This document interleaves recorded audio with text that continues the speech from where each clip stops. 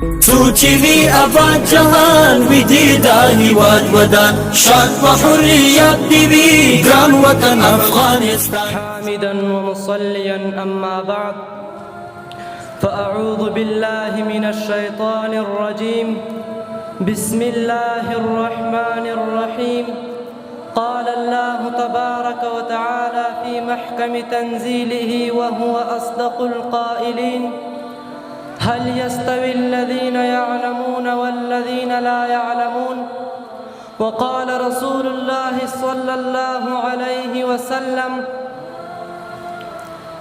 من يرد الله به خيرا يفقهه في الدين، أو كما قال عليه الصلاة والسلام.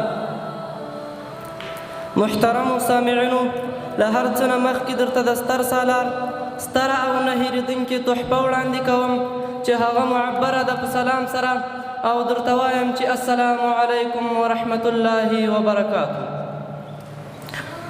وروسته له سلامه د ټولو اساتذه کرامو او مشرانو او کشرانو په اجازه غواړم چې د تاسو په مخ کې د علم د فضیلت متعلق یو څو مختصرې خبرې وکړم.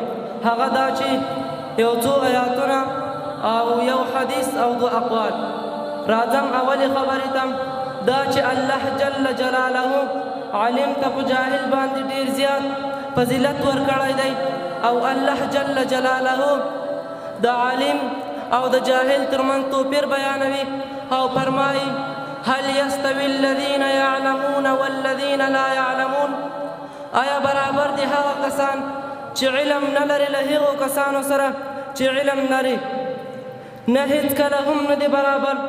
نو بیا وایي درجه د چا لوړه ده چې هغه کسان چې علم لري د هغو کسانو سره نه دي برابر چې علم نه لري.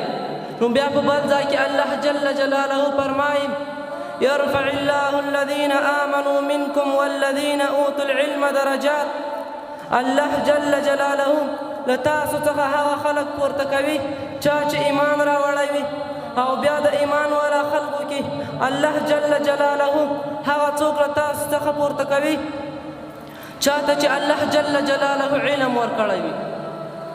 او الله جل جلاله عالم ته په جاهل باندې ډېر زیات فضیلت ورکړی دی، او الله جل جلاله فرمایي: انما يخشى الله من عباده العلماء.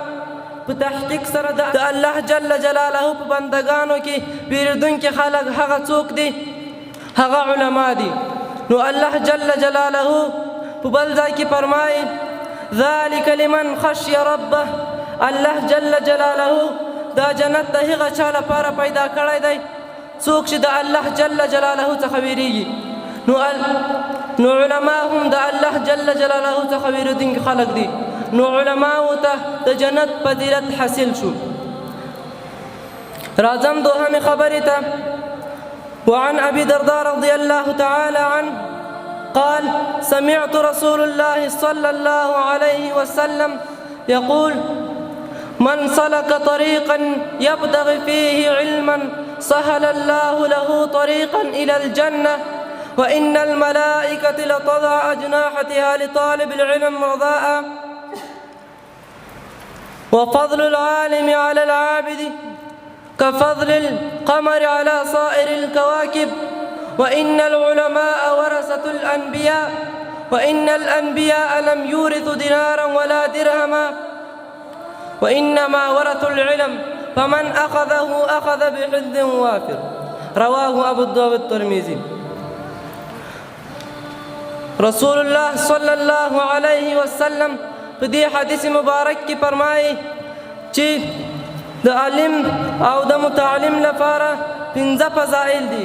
هغه دا چې د جنت لاره حاصلول، او دوهم دا چې د ملایکو وزرې غوړول، او دریم دا چې یستغفر له من فی السماوات والارض حتى الحیتان فی الماء، او څلورم دا چې د عالم تشبیه له سپوږمۍ سره او د عامو خلکو له ستورو سره، او پنځم دا چې علما د انبیاء وارثان دي. حضرت معاذ رضی اللہ تعالی عنہ فرمائے: مثل العلم في الأرض كمثل النجوم في السماء. دا مثال د علماو په ځمکه کې داسې ده لکه مثال د ستورو په اسمان کې. واذا بدت للناس اهتدوا بها، کله چې ورکه سي له خلکو څخه نو په دوی باندې لاره پیدا کوي، کله چې ښکاره شي خلکو ته نو په دوی باندې لاره پیدا کوي. واذا خفتوا علیهم تحیروا، او کله چې له دوی څخه پټ شي نو دوی حیرانتیا څرګندوي. نور نو زه خپل تقریر ته د اختتام ټکی ږدم. وما علینا الا البلاغ المبین.